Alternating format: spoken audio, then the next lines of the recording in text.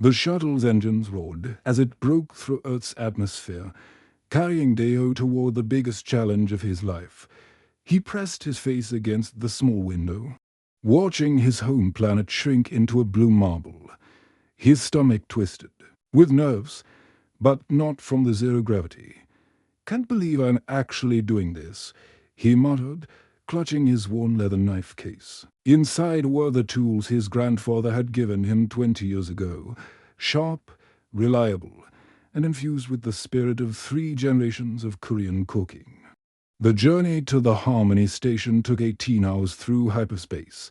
Daeho spent most of it studying holographic files about alien dietary requirements, his head spinning with information about beings who ate metal, creatures that absorbed nutrients through their skin, and species that required their food to be prepared in complete darkness. When the shuttle finally docked, the airlock hissed open with a sound like a dragon's breath. The first thing that hit him was the smell, a mixture of ozone, exotic spices, and something that reminded him of his grandmother's fermented vegetables, but wrong somehow.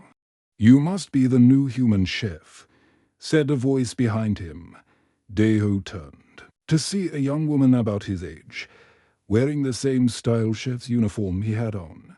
Her name tag read mirror in both Korean and Galactic Standard Script. "You're Korean too?" Daeho asked, surprised, soul-born and raised. Mira replied, but her smile was tight. "I've been here for 3 months as a prep cook. Fair warning, this place is going to test everything you think you know about cooking." They walked through corridors that seemed to pulse with their own heartbeat. The walls were covered in a bioluminescent material that shifted colors as they passed. Alien beings moved round them in a constant flow, some walking on multiple legs, others floating in containment suits, a few that looked like walking plants with glowing fruit for heads. "The previous human chef," Mia said quietly as they walked, "was a guy named Park Jin-woo, really talented back on Earth. Had his own restaurant in Gangnam, 5-star reviews, the works.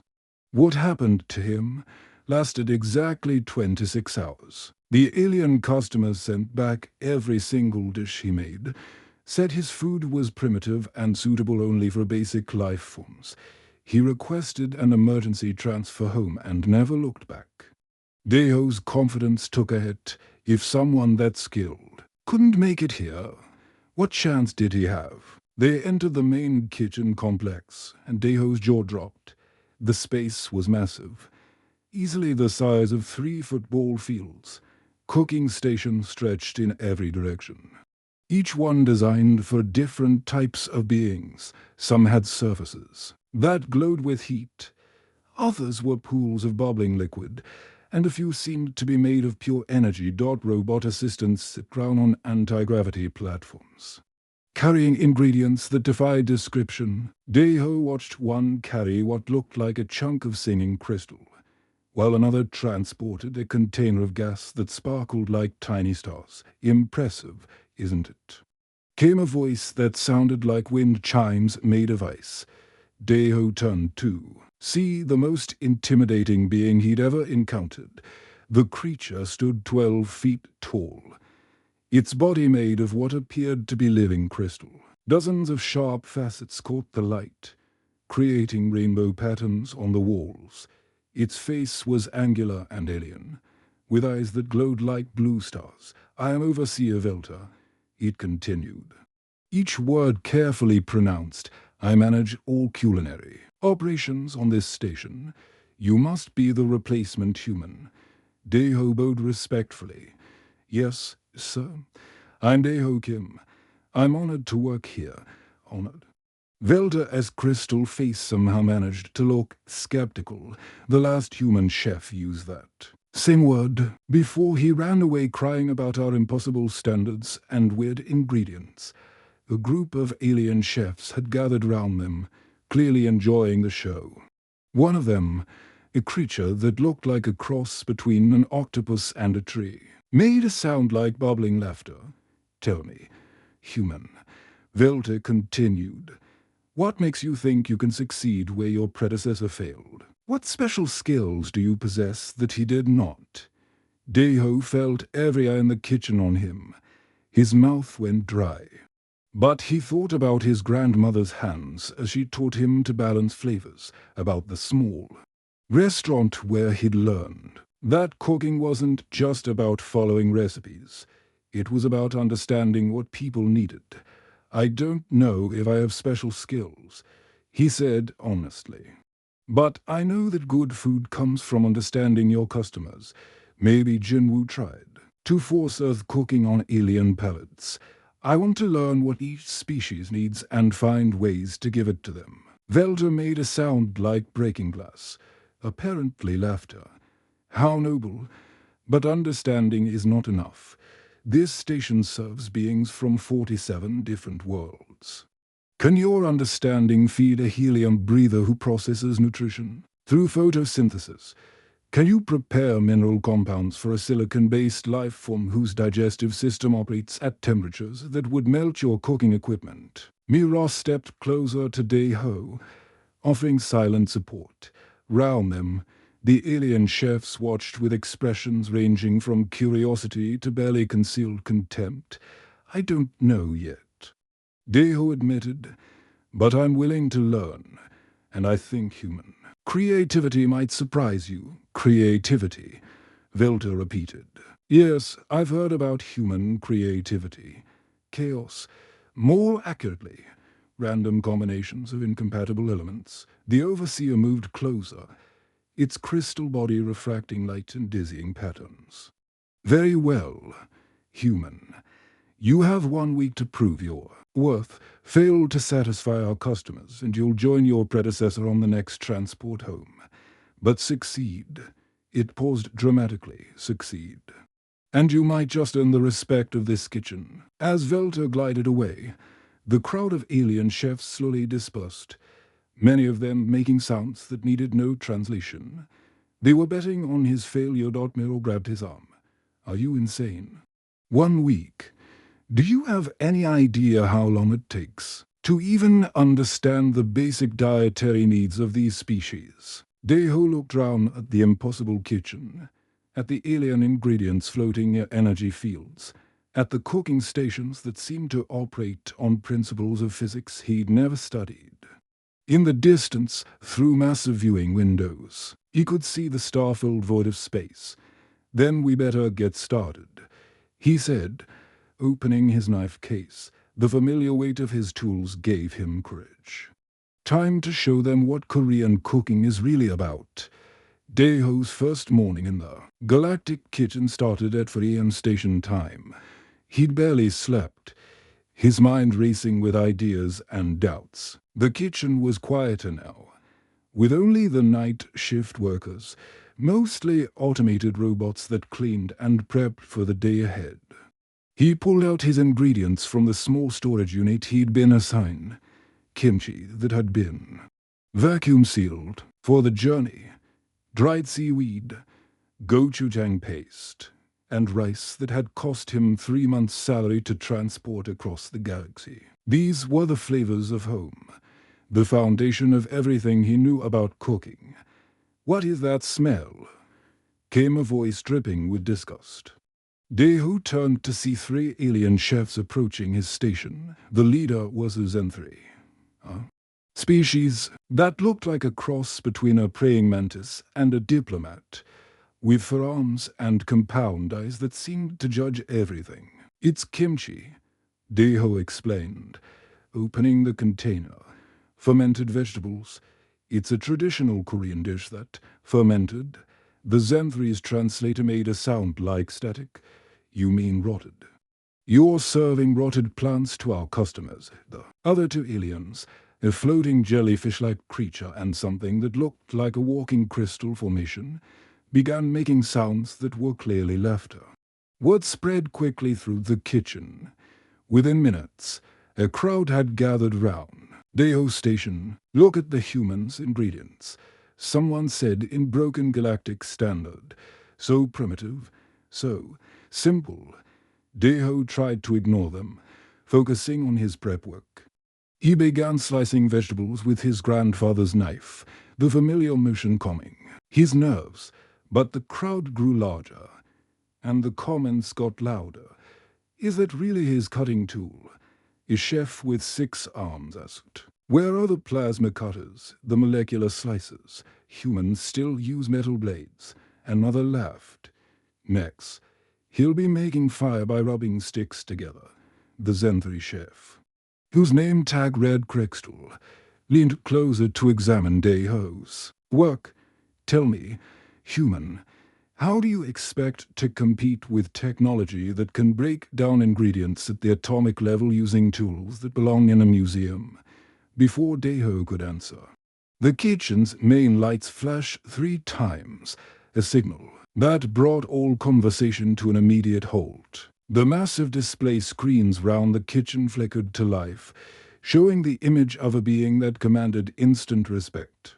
Commander Zethron was of Orthan, a species known throughout the galaxy for their military prowess and absolute authority. His metallic skin gleamed under the lights, and his full red eyes seemed to look directly at each person in the room. "Attention, kitchen staff." His voice boomed through the speakers. "It has come to my attention that we have a new human chef among us. This presents an opportunity." The crowd around Deho pressed closer, sensing drama. "As you know," the commander continued, "human cuisine has been unsuccessful in our sector. The previous human chef's failure has led to questions about whether humans should be allowed in culinary positions at all." Deho felt his heart sink. This was about to get much worse. "Therefore," Commander Zethron announced, "I am declaring a formal cooking competition. Our human chef will have 1 week to prepare a feast for representatives from all major species in this sector. If he fails to satisfy at least 75% of our judges, all humans will be permanently banned from culinary positions." In this region of space, the kitchen erupted in excited chatter. Deho stood frozen, his grandfather's knife still in his hand. "The competition will be broadcast across the sector." The commander added, "Failure will be very public." The screens went dark, and immediately the alien chefs began placing bets on Deho's inevitable failure. Crystal smiled with what might have been sympathy if it weren't so obviously fake. "Well, human," he said, "I almost feel sorry for you." Almost as the crowd dispersed, Mira appeared at Deho's side. Her face was pale, but her eyes were determined. "Okay," she said quietly. "We need to talk. Now." They slipped away to a quiet corner of the kitchen, near the exotic ingredient storage area. Towering shelves held containers of substances that defied description, gases that glowed like trapped lightning, crystals that hummed within a music, and liquids that seemed to exist in multiple dimensions at once. "This is bad," Mira whispered, "really bad. If you fail, it's not just your career. It's every human chef in this entire sector. That's about 50 people who'll lose their jobs." Deho slumped against a storage container. "I know. I thought I could start small, learn as I go. Now I have to feed representatives from 47 different species, and I barely understand the dietary needs of one.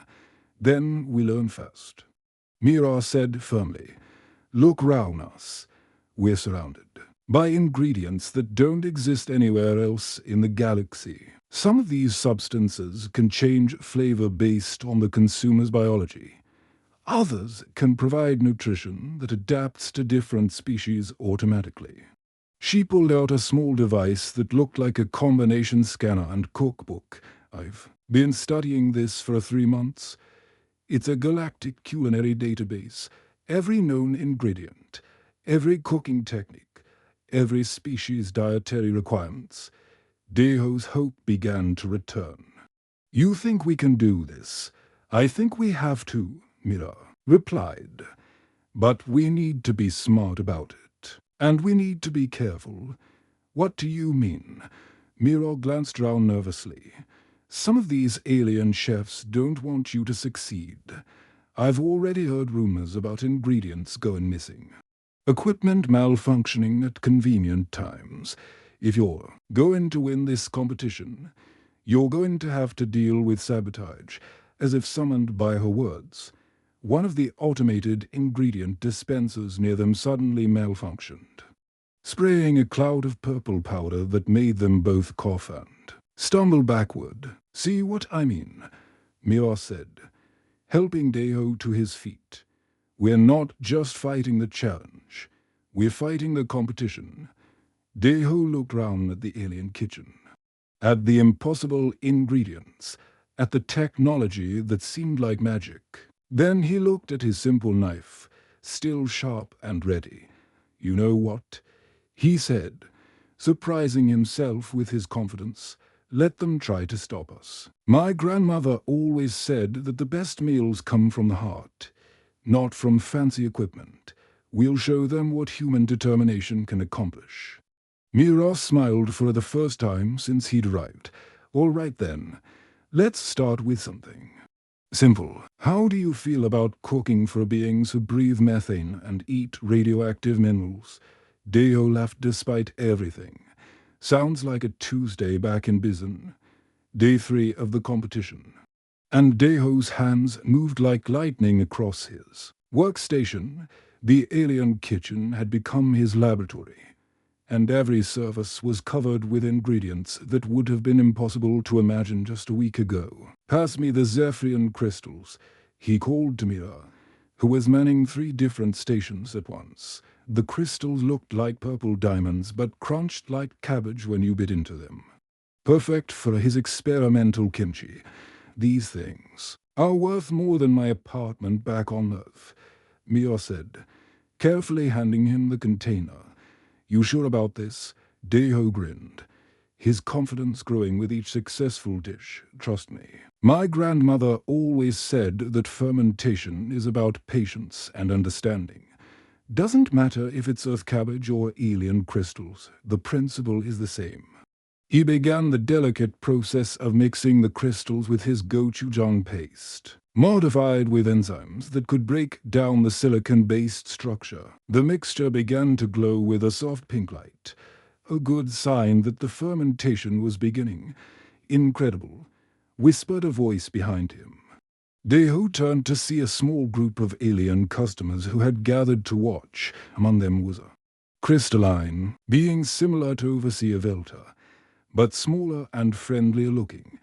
I am Villanelle, the creature said, its voice like wind chimes. I have never seen anyone attempt to ferment Zephyrian crystals before. Most chefs consider them too unstable. That's what makes them interesting, Deho replied, carefully adjusting the temperature controls. Back home, we have a saying, the best dishes come from the ingredients others are afraid to use. Word was spreading through the station. What had started as a few curious onlookers had grown into a crowd of 50 beings, all pressing against the kitchen's viewing windows to watch the human chef work dot at the next station over. Deho was preparing his masterpiece, bulgogi made, with synthetic proteins that could adapt to any species' digestive system. The meat substitute looked ordinary enough, but when cooked, it would analyze the consumer's biology and adjust its molecular structure to provide optimal nutrition. The marinade is the key, he explained to Mira as he worked. Soy sauce, garlic, ginger. These flavors are universal, but I'm adding quantum spice from the Andromeda sector. It enhances whatever flavors the consumer finds most appealing. The synthetic meat began to change colors as it cooked, shifting from brown to blue to a shimmering silver. The smell was incredible, like beef to humans, but apparently like their favorite foods to every other species in the room by the 7 Sons, breathed a Matherian chef who had been particularly hostile earlier. How is he doing that? Simple, Deho said, flipping the pieces with practiced ease. I stopped trying to force human food on alien palates. Instead, I'm using human techniques to bring out what each species already loves. The crowd was growing restless with excitement. Some beings were taking holographic recordings. Others were placing bets on how the food would taste. The kitchen's atmosphere had completely changed from hostile to electric with anticipation. But not everyone was impressed. Enough of this circus. Came a voice that cut through the crowd like a blade. The beings parted to reveal a creature that commanded instant respect and fear. It was tall and thin, with skin that seemed to be made of living shadow and eyes that glowed with cold intelligence. "I am Critic Vex Morton," it announced, its voice causing several smaller beings to tremble. "I have reviewed culinary establishments across 14 galaxies. I have closed restaurants with a single word and made chefs famous with a nod." Deho felt the temperature in the room drop. Even the other alien chefs stepped back, clearly intimidated. "Your little experiments are amusing," Vex Morin continued, gliding closer to Deho's station. "But they are nothing more than tricks. Molecular manipulation, chemical reactions. Any first-year cooking student could achieve the same results with proper equipment." "With respect," Deho said, trying to keep his voice steady, "these aren't tricks. They're adaptations. I'm taking traditional Korean cooking methods and applying them to ingredients that traditional." Vex Morin's laugh was like breaking glass. "You mean primitive, ancient techniques that have no place in modern gastronomy?" The crowd had gone silent. Even the kitchen's background noise seemed muted. "You want to prove yourself?" Vex Morin asked, circling Deho like a predator. "Then accept my challenge. Cook something that has never been attempted before. Something that will satisfy not just one Orta species, but all 47 represented on this station." Simultaneously, Mira gasped. "That's impossible. The dietary requirements alone are incompatible." Vex Morin finished. "Silicon-based life forms require minerals that are toxic to carbon-based species. Energy beings need pure plasma, while organic creatures need complex proteins. It cannot be done." Deho looked round the kitchen at the faces watching him. Some showed sympathy, others curiosity, but most expected him to back down. Even Commander Zethran's image appeared on the screens.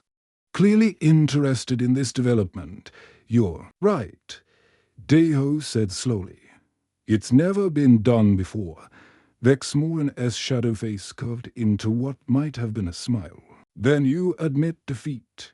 "No," Deho said, his voice growing stronger. "I admit it's going to be the hardest thing I've ever attempted. But my grandmother always told me that the impossible just takes a little longer." He turned to Mira. "Remember what we learned about quantum cooking? How ingredients can exist in multiple states simultaneously until they're consumed." Mira's eyes widened as she understood. "You're talking about probability cuisine. Food that doesn't decide what it is until it meets the consumer." "Exactly. We'll create a dish that exists in quantum superposition, every possible meal for every possible species, all at once. Only when someone tastes it will it collapse into the exact combination of nutrients, flavors, and textures that their biology requires." The crowd erupted in excited chatter. Some beings were taking notes, others were shaking their heads in disbelief. Vex Morin's glowing eyes narrowed. "You have 24 hours. Fail, and your entire species will be banned from this sector permanently. Succeed." It paused dramatically.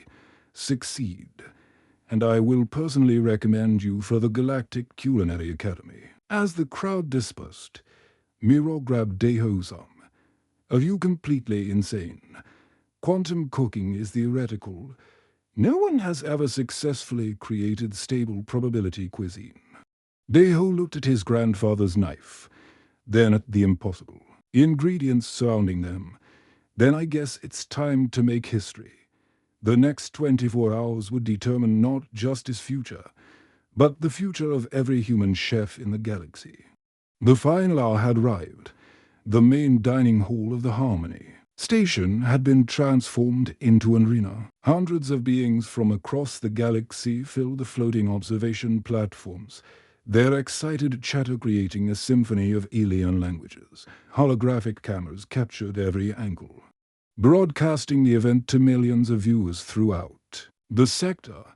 Deho stood at the center of it all, his hands surprisingly steady despite the pressure. Round him, his quantum cooking station hummed with energy. Strange devices that looked like a fusion of Korean clay pots and alien technology bubbled with ingredients that existed in multiple states. Simultaneously, 10 minutes remaining, announced Commander Zephron's voice over the speakers. The crowd fell silent. Mira rushed between stations, her arms full of containers that seemed to shift and change as she moved. The probability matrices are stable, she called out.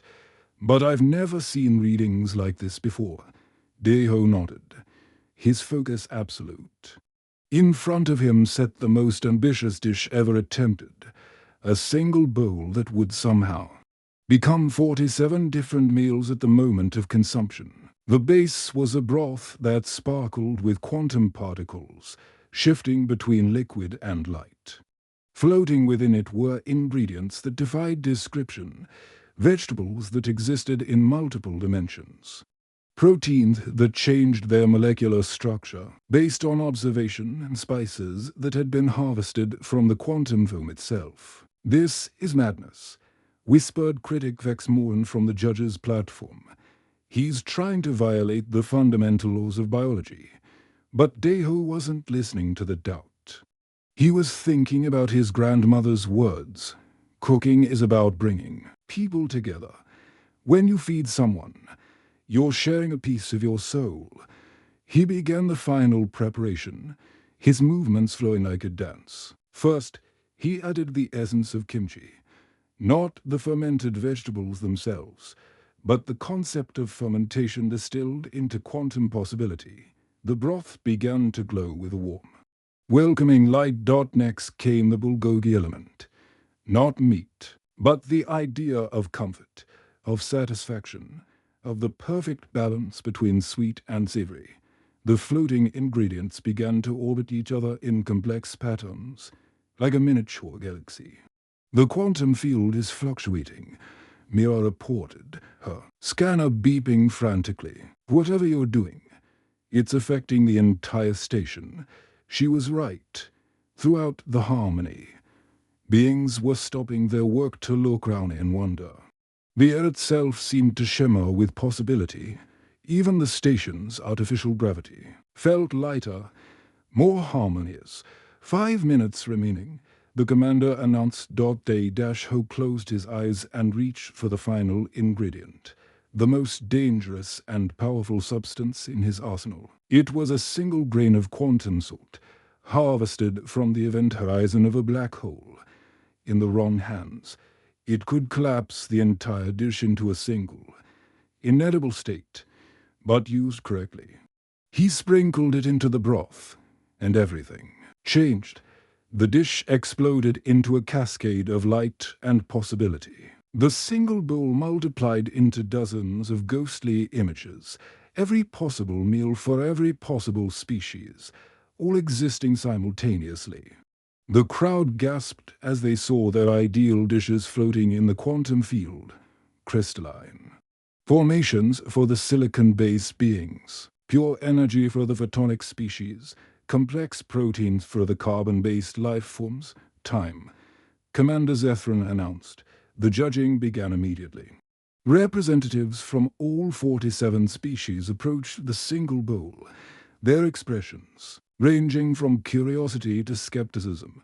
The first to taste was Villeneuve, the friendly crystalline being who had watched Deho's experiments. As the quantum spoon touched her crystal lips, the dish collapsed into a single state, but only for her. She tasted perfectly prepared mineral compounds, seasoned with silicon-based flavor enhancers that had been aged in the hearts of dying stars. Her crystalline body began to glow with renewed energy. "Incredible," she whispered, her voice ringing. "Like bells. I haven't felt this energized in centuries." The next judge was a Matherian, a being that breathed poisonous gases and required radioactive nutrition. As he tasted the dish, it transformed again, this time into a perfectly balanced meal of unstable isotopes and charged particles. His normally dim bioluminescence flared to brilliant life. One by one, the judges tasted the impossible meal. Each experienced their perfect dish, but something extraordinary was happening. Instead of simply being nourished, they were being enhanced. The crystalline being's natural telepathic abilities strengthened. The photonic species-like manipulation powers grew more precise. The organic beings found their physical capabilities improving beyond their normal limits. "What's happening to them?" Mia asked, watching in amazement as a normally slow-moving rock-like creature began to move with fluid grace. "I think," Deo said slowly, "the dish isn't just feeding them. It's bringing out their best qualities, making them more themselves." But the real miracle was yet to come. As more beings tasted the dish, something unprecedented began to happen. The enhanced individuals started to connect with each other in ways that had never been possible. Before, the telepathic crystallines could suddenly communicate with the energy-based photonic beings. Species that had been unable to interact for millennia found themselves understanding each other perfectly. The dining hall filled with a harmony that had never existed before. Beings that had been enemies for generations began to work together, their enhanced abilities complementing each other perfectly. The very walls of the station seemed to pulse with a new kind of energy, the energy of unity. Critic Vexmoran approached the bowl last, his shadow face unreadable. The crowd held its breath as he took a single taste. For a moment, nothing happened. Then his dark form began to change, becoming less shadow and more substance, more alive. "In 300 years of culinary criticism," he said, his voice filled with wonder, "I have never experienced anything like this. This is not just food. It's evolution. It's the next step in galactic civilization." The crowd erupted in cheers that could be heard throughout the station. Beings from every species embraced, their differences forgotten in the face of shared experience. The Harmony Station had lived up to its name at last. Commander Zephron's image appeared on the screens, his full red eyes bright with approval. "Chef Daehokim," he announced, "you have not only passed this challenge, you have redefined what it means to be a chef. You have shown us that food is not just sustenance, but the foundation of understanding itself." As the celebration continued, round him, Daeho felt tears streaming down his face. He had done it, not just for himself, but for every human chef who had ever been told their food wasn't good enough. He had shown the galaxy that human creativity, human heart, and human determination could accomplish the impossible. Mira threw her arms round him, laughing and crying at the same time. "You did it. You actually did it." Daeho looked round at the celebration, at the beings who had been strangers an hour ago and were now friends, at the unity that had been born from a simple bowl of quantum soup. "No," he said softly. "We did it, all of us, together. 3 months after the quantum feast that changed everything, Daeho stood before the largest gathering of beings in galactic history. The Grand Council chamber on the capital world of Nexus Prime was packed with representatives from over 200 species, all there to witness something unprecedented. "Citizens of the galaxy," announced Supreme Chancellor Vexenor, her voice echoing through translation devices across the chamber. "Today, we make history. For the first time in our civilization's existence, We are appointing a being from a previously unknown species to the position of culinary ambassador. Daeho adjusted his new ceremonial robes, a fusion of traditional Korean hanbok and galactic formal wear that somehow managed to look both elegant, and practical. Beside him, Mira beamed with pride, wearing her own ambassador's insignia as his official partner in the venture. Chef Daeho Kim, the Chancellor, continued, "Your quantum feast didn't just feed our bodies. It opened our minds to possibilities we never imagined. You showed us that differences in biology, culture, and thought are not barriers to be overcome, but ingredients to be celebrated." The crowd erupted in applause that sounded like a symphony of alien languages. Beings that had been enemies for millennia stood side by side, their enhanced abilities from the quantum feast still connecting them in ways that defied explanation. As Daeho stepped forward to accept his new role, he thought about the journey that had brought him here. Just months ago, he had been a simple chef from Bizen, worried about impressing alien customers. Now, he was about to become the bridge between humanity and the rest of the galaxy. "Thank you," he said, his voice carrying across the chamber through quantum translators. "I accept this honor not just for myself, but for all the dreamers who believe that food can change the world. Today, we start something new." The ceremony was broadcast across the galaxy, reaching billions of beings on thousands of worlds. But for Daeho, the real work was just beginning. 6 months later, the Harmony Station had been transformed beyond recognition.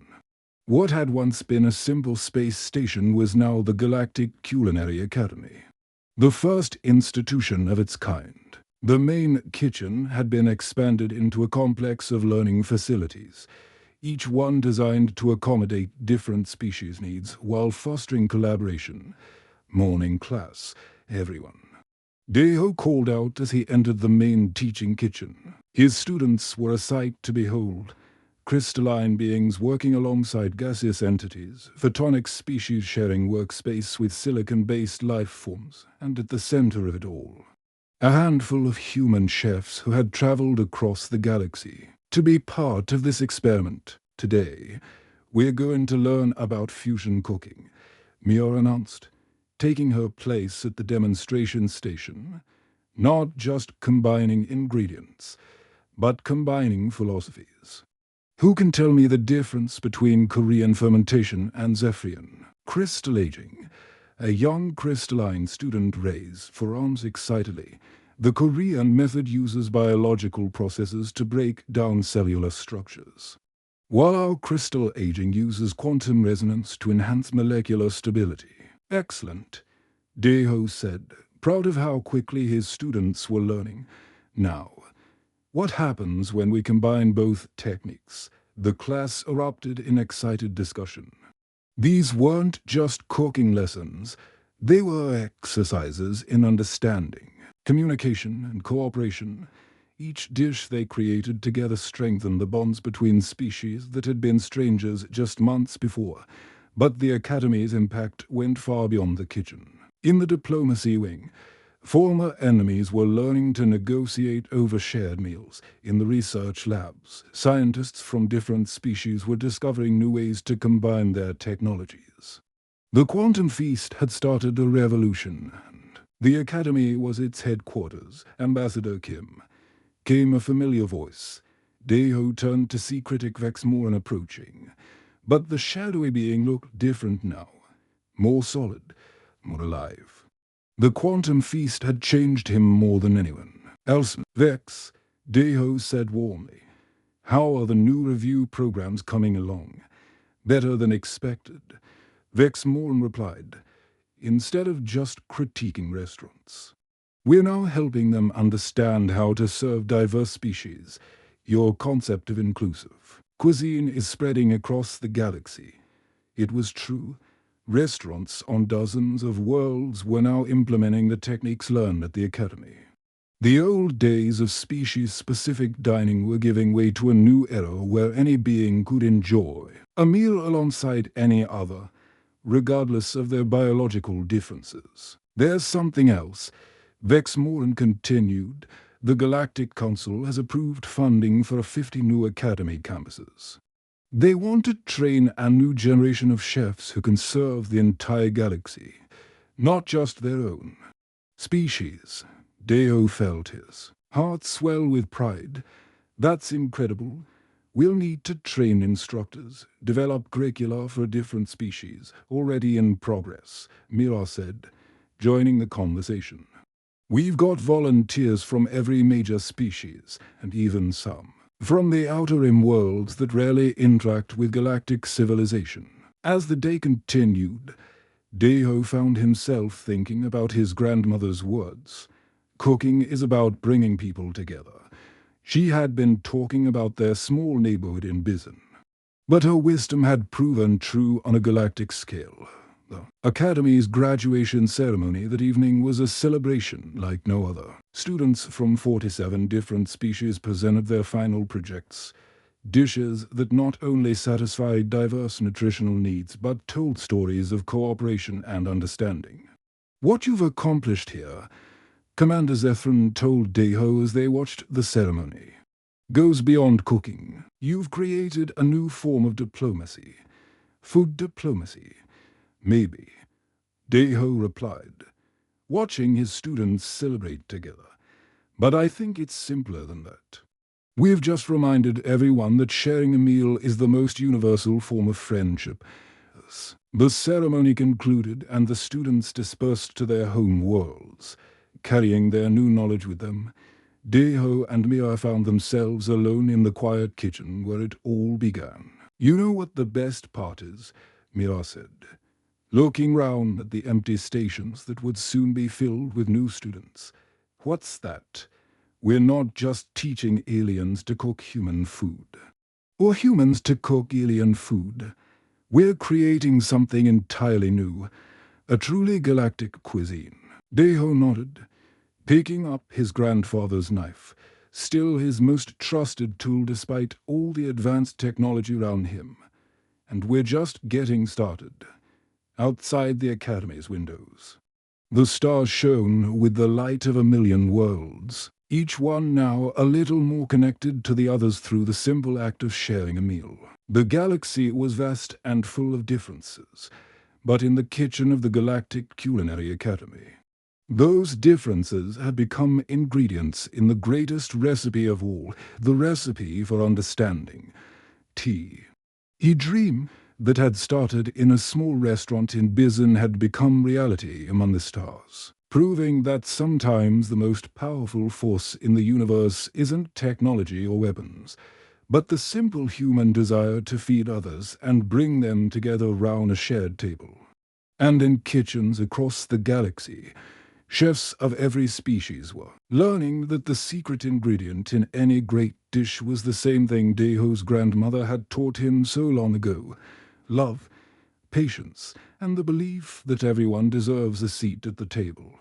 The end.